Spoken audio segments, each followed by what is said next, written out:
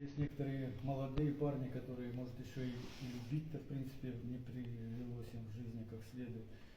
И вот он сидит с телефонами, пытается отправить смс, там, любимая моя, вот сейчас у нас будет атака, знай, что я люблю тебя, любил всегда, но сейчас мне пора уходить.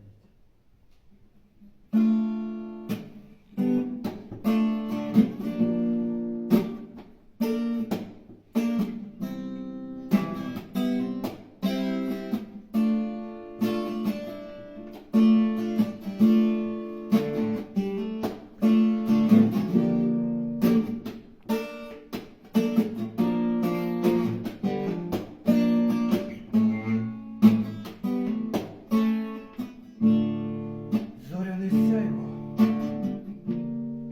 дарує нам новий день.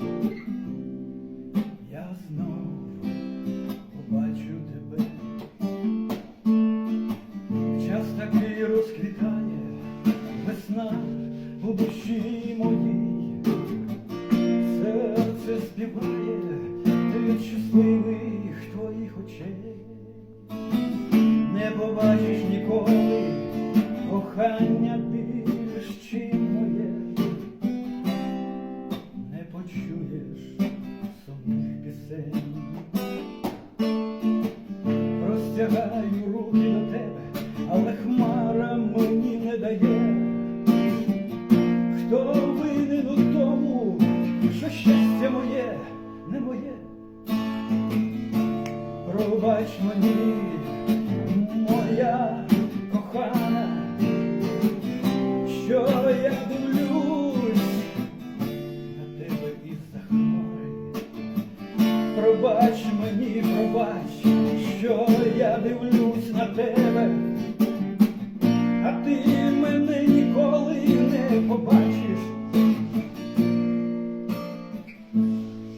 більш у житті своєму. Я бачу мрії наші на крилах тепер. Чомусь мама плаче і батько завмер. Та квіти чомусь навкруги не живі. Я бачу вас, бачу, ви чуєте? Ні. Як небо безмежне, кохання